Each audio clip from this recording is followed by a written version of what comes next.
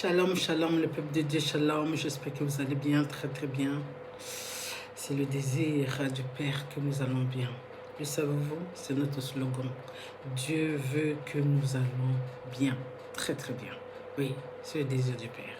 Vous devez graver ça sur la table de votre cœur. Alors, comme d'habitude, notre rendez-vous à lire la Bible ensemble, n'est-ce pas?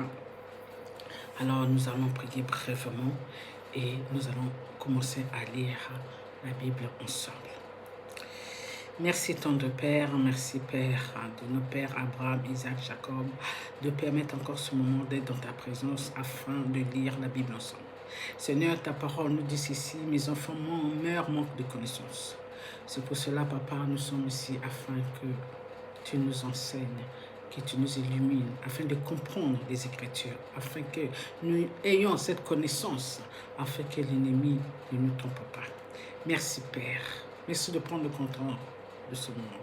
Merci aussi de nous guider, afin, Papa, que ces paroles que nous allons encore recevoir ce soir, Papa, que ça soit gravé sur notre cœur.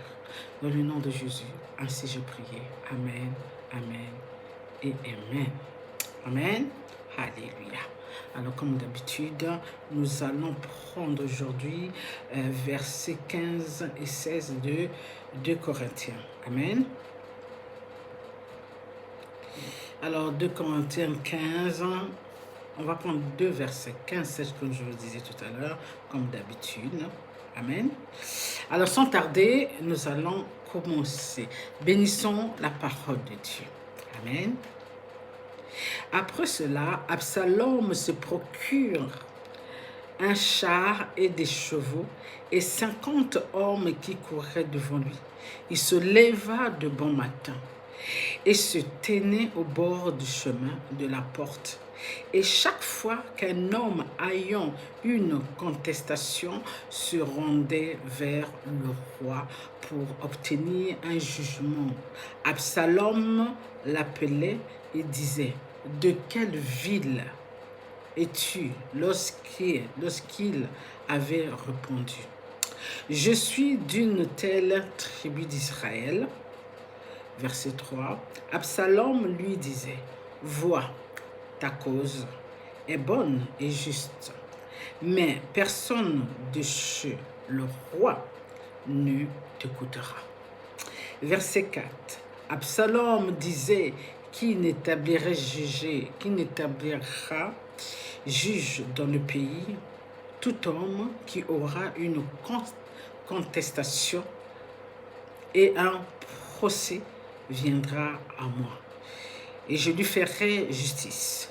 Verset 5, et quand quelqu'un s'approcha pour se prosterner devant lui, il lui tendait la main, le saisissait et l'embrassait.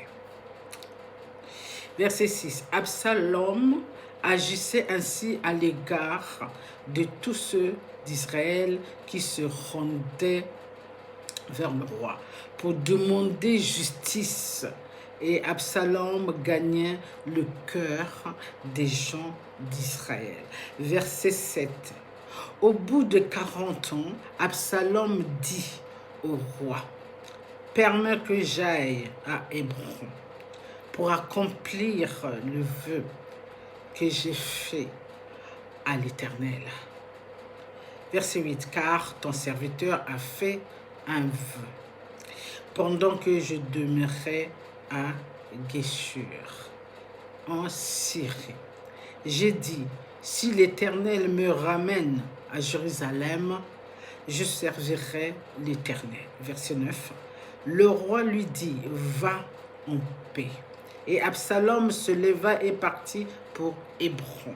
Verset 10, Absalom envoya des espions dans toutes les tribus d'Israël pour dire quand vous entendrez le son de la trompette, vous direz: Absalom règne à Hébron. Verset 11, 200 hommes de Jérusalem qui avaient été invités accompagnèrent Absalom et ils le firent en toute simplicité, sans rien savoir.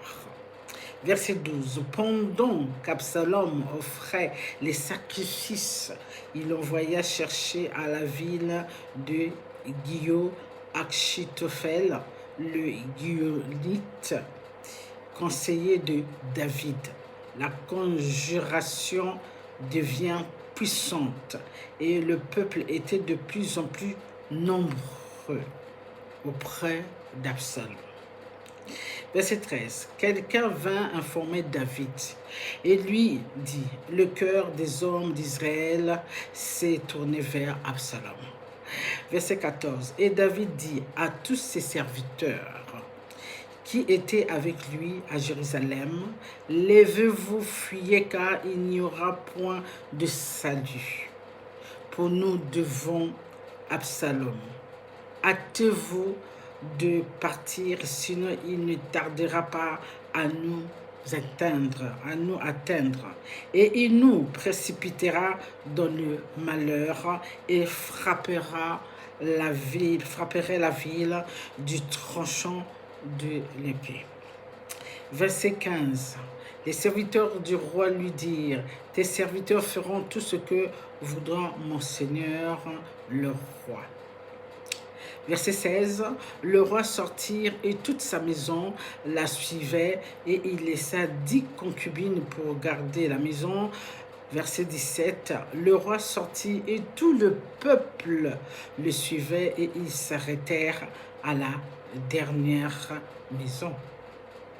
Verset 18, tous ses serviteurs, tous les Kérétiens et tous les Pélétiens passèrent à ses côtés et tous les Gatiens, au nombre de 600 hommes venus de Gath à sa suite, passèrent devant le roi. Verset 19. Le roi dit à Itaï de Gath, pourquoi viendrais-tu aussi avec nous? Retourne et reste avec le roi, car tu es étranger, et même tu as été emmené de ton pays. Verset 20. Tu es arrivé d'hier, et aujourd'hui, je te ferai errer avec nous, ça et là. Quand je ne sais moi-même où je vais, retourne et amène tes frères avec toi. Que l'Éternel use envers toi de bonté et de fidélité. Et Taï répondit au roi et dit, l'Éternel est vivant et mon Seigneur, le roi, est vivant. Au lieu où sera mon Seigneur, le roi, soit pour mourir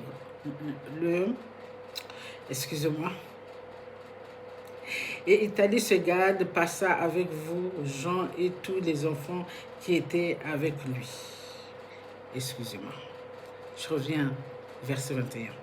Italie répondit au roi et dit, l'Éternel est vivant et mon Seigneur, le roi, est vivant. Au lieu où sera mon Seigneur, le roi, soit pour mourir, soit pour vivre, là aussi sera ton serviteur. Verset 22. David dit alors à Itaï, va, passe. Et Itaï de Gad passa avec tous ces gens et tous les enfants qui étaient avec lui. Verset 23, toute la contrée était en larmes et l'on poussait de grands cris. Au passage de tout le peuple, le roi passa le torrent de Cédron et tout le peuple passa vis-à-vis du chemin qui mène au désert. Verset 24, Tchadok était aussi là, et avec lui tous les Lévites portant l'arche de l'alliance de Dieu. Et ils poussèrent l'arche de Dieu. Et Abiatar montait pendant que tout le peuple achevait de sortir de la ville. Verset 25. Le roi dit à Tchadok, reporte l'arche de Dieu dans la ville. Si je trouve grâce aux yeux de l'Éternel, il me ramènera et il me fera voir l'arche et sa demeure. Verset 26. Mais s'il dit, je ne prends point plaisir en toi, me voici qu'il me fasse ce qui lui semblera bon. Verset 27. Le roi dit encore au sacrificateur, Tchadok, comprends-tu?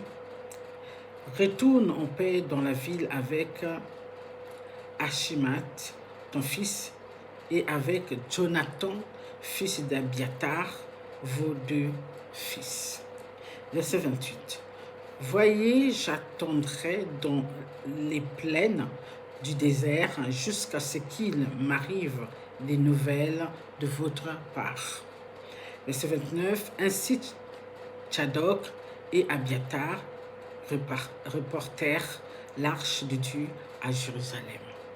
Et ils y restèrent. Verset 30. David monta la colline des Oliviers, il montait en pleurant et la tête couverte, et il marchait nu-pieds. Et tous ceux qui étaient avec lui se couvrirent aussi la tête, et ils montaient en pleurant. Verset 31. On vit dire à David, Achitophel est avec Absalom. Parmi les conjures, et David dit, Ô Éternel, réduis à néant les conseils d'Achitophel. Verset 32. Lorsque David fut arrivé au sommet, où il se prosterna devant Dieu, voici, Ishaï, l'Archienne, vient au-devant de lui, la tunique déchirée et la tête couverte de terre. Verset 33. David lui dit, si tu viens avec moi, tu me seras à charge. Verset 34. Et au contraire, tu anéantiras en ma faveur les conseils d'Achitophel si tu retournes à la ville, et que tu dises à Absalom, ô roi, je serai ton serviteur, je fus autrefois le serviteur de ton père, mais je jure maintenant ton serviteur. Je suis maintenant ton serviteur. Excusez-moi. Verset 35. Les sacrificateurs Tchadok et Abiatar ne seront-ils pas là avec toi? Tout ce que tu apprendras de la maison du roi, tu le diras aux sacrificateurs Tchadok et Abiatar. Verset 36. Et comme ils ont là auprès d'eux leurs deux fils, Achimat, fils de Tchadok, et Jonathan, fils d'Abiatar, c'est par eux que vous me ferez savoir tout ce que vous aurez appris.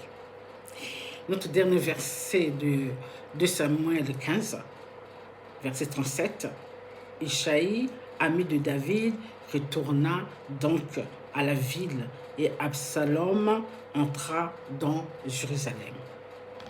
Prenez notre deuxième verset de Samuel 16. Une seule parole de Dieu. Lorsque David eut un peu dépassé le sommet, voici Thiba, serviteur de Méphibosheth, vient au-devant de lui avec deux ânes battés sur lesquels il avait 200 pains sans masser de raisins secs, sans de fruits d'été et une autre de vin. Verset 2. Le roi dit à Thiba, que veux-tu faire de cela?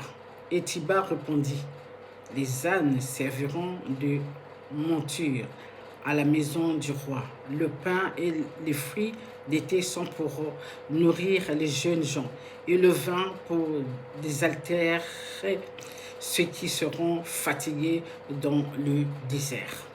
Verset 3. Le roi dit, où est le fils de ton maître? Et Thiba répondit, au roi. Voici, il est resté à Jérusalem, car il dit, aujourd'hui la maison d'Israël me rendra le royaume de mon père. Verset 4. Le roi dit à Tiba, voici tout ce qui appartient à Méphibosheth et à toi. Et Tiba dit, je me prosterne, que je trouve grâce à tes yeux, ô roi, mon Seigneur. Verset 5. David était arrivé jusqu'à Bachurim. Et voici, il sortit de là un homme de la famille et de la maison de Saul, nommé Shimei, fils de Gera. Il s'avança en prononçant des malédictions. Verset 6. Et il jeta des pierres à David, à tous les serviteurs du roi David, tandis que tout le peuple et tous les hommes vaillants étaient à la droite et à la gauche du roi. Verset 7. Shimei parlait ainsi et le maudissant. Va-t'en, va-t'en, homme de sang, méchant homme. Verset 8. L'Éternel fait retomber sur toi. L'Éternel fait retomber sur toi tous les sons de la maison de Saul, dont tu occupais le trône. Et l'Éternel a livré le royaume entre les mains d'Absalom, ton fils. Et te voilà malheureux comme tu le mérites, car tu es un homme de sang. Verset 9. Alors Abiashai, fils de Tsurija, dit au roi, pourquoi ce chien mort maudit-il le roi, mon Seigneur? Laisse-moi, je te prie, aller lui couper la tête. Verset 10. Mais le roi dit, qu'ai-je à faire avec vous, fils de Tsurija? S'il maudit ce que l'Éternel lui a dit, maudit David. Qui donc lui dira, pourquoi agis-tu ainsi? Verset 11. Et David dit à Abiashai et à tous ses serviteurs, voici mon fils qui est sorti de mes entrailles. On veut à ma vie. À plus forte raison, ce Benjamite, laissez-le et qu'il maudisse, car l'Éternel lui a dit. Verset 12. Peut-être l'Éternel regarderait-il mon affliction et me fera-t-il du bien au retour des malédictions aujourd'hui. Verset 13. David et ses gens continuèrent leur chemin. Et Shimei marchait sur le flanc de la montagne près de David. Et en marchant, il maudissait et jetait des pierres contre lui. Il faisait voler la poussière. Verset 14. Le roi et tout le peuple qui était avec lui arrivèrent à Adjiphim. Et là, ils se reposèrent. Verset 15. Absalom et tout le peuple, les hommes d'Israël, étaient entrés dans Jérusalem. Et Achitophel était avec Absalom. Verset 16. Lorsque Ishaï, l'Archien, ami de David, fut arrivé auprès d'Absalom, il lui dit, vive le roi, vive le roi. Verset 17. Et Absalom dit à Ishaï, voilà donc l'attachement que tu as pour ton ami. Pourquoi n'es-tu pas allé avec ton ami? Verset 18. Ishaï répondit à Absalom, c'est que je veux être celui qu'ont choisi l'Éternel et tout ce peuple et tous les hommes d'Israël, et c'est avec lui que je veux rester. Verset 19. D'ailleurs, qui servirai-je ne sera-ce pas son fils comme j'ai servi ton père, ainsi je te servirai. Verset 20. Absalom dit à Achitophel, consulte ensemble, qu'avons-nous à faire? Verset 21. Et Achitophel dit à Absalom, va vers les concubines que ton père a laissées pour garder la maison. Ainsi, tout Israël saura que tu t'es rendu au Dieu à ton père. Et les mains de tous ceux qui sont avec toi se fortifieront. Verset 22. Oh, on dressa pour Absalom une tente sur le toit, et Absalom alla vers les concubines de son père aux yeux de tout Israël. Notre dernier verset de 2 Samuel 16. Les conseils donnés en ce temps-là par Achitophel avaient autant d'autorité que si l'on eût consulté Dieu lui-même. Il en était ainsi de tous les conseils d'Achitophel, et soit pour David, soit pour Absalom. Bénissons la parole de Dieu. Alors, vous vous rappelez que toutes ces choses qui arrivent à David, il faut que nous nous rappelons, c'est par rapport à des actes que David avait posés contre le mari de la femme qu'il avait pris, qu'il avait enceinte. Et comme le père avait décrété des malédictions dans la maison de David, d'où maintenant nous voyons que Absalom est allé parler un peu partout contre son père, afin que le peuple d'Israël soit de son côté et qu'il puisse chasser ou même tuer son père.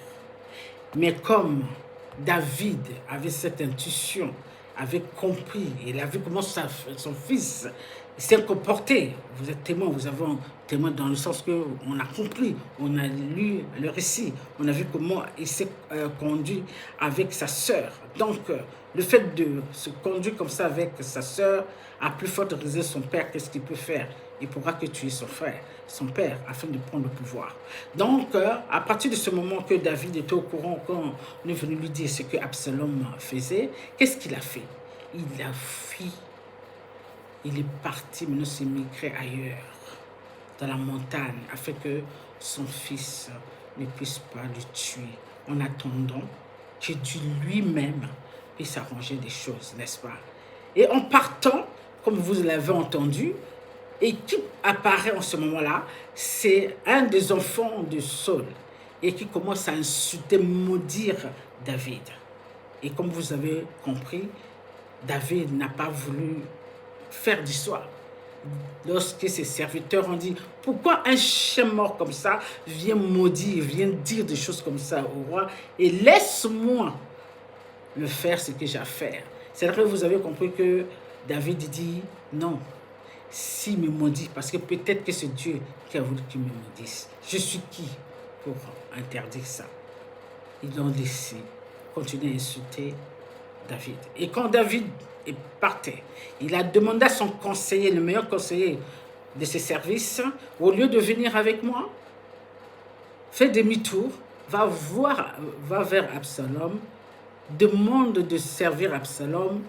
Comme ça, à partir de là, tu m'enverras des nouvelles de ce qui se passe. Et dis le contraire de ce que son conseiller, le conseil de David avant, que Absalom a pris, afin qu'il y ait un contradictoire. Donc, lorsque l'autre que Absalom a détourné de son père, celui qui travaille avec son père va lui conseiller, et celui que David a demandé d'y aller puisse dire le contraire.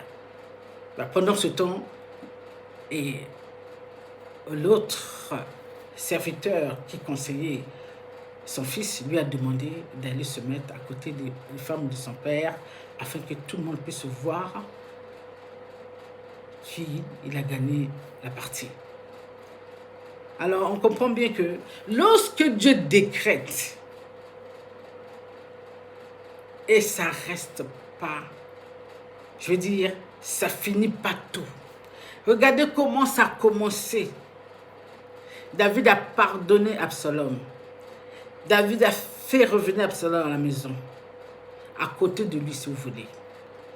Mais Absalom a trouvé mieux d'aller comploter contre son père afin de renverser son père.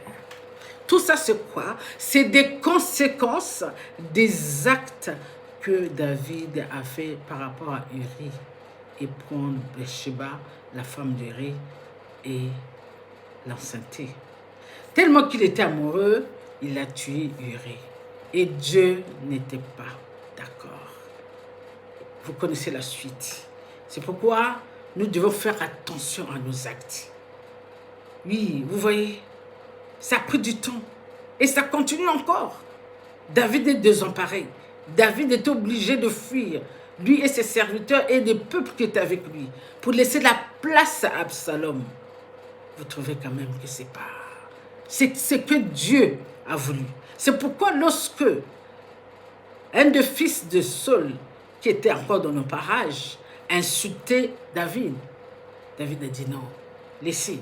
C'est le Père qui a permis. Et oui, c'est le Père qui a permis parce que c'était déjà décrété. Il dit, laissez, peut-être que le fait qu'il m'insulte, j'aurai grâce devant mon Père. Peut-être que le Père va me pardonner. Voyez, nous avons beaucoup à apprendre avec le Père. Nous avons beaucoup à apprendre. Et nous devons faire attention de nos actes. Pensons que lorsqu'on fait du mal aux autres, nous sommes sauvés parce que nous marchons avec le Père. Non, ça ne se passe pas comme ça. Ce n'est pas parce que nous marchons avec le Père, nous pouvons utiliser le nom du Père pour faire du mal, pensant que le Père va nous délivrer. Ça ne se passe pas comme ça. Et il y a toujours des conséquences. Oui, il y a toujours des conséquences. Même si tu es son fils, même si tu es sa fille, tu fais des choses, pendant que Dieu va approuver. Dieu n'approuve pas ce qu'il n'a pas dit.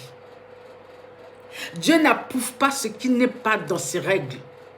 Dieu n'approuve pas ce qui n'est pas dans ses lois. Même si tu aimes, tu vas payer.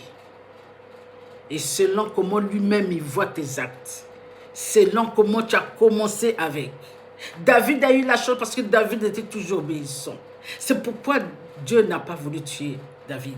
Dieu a gardé la vie de David, mais il a fait payer ses descendants. Sur ce, ça a médité.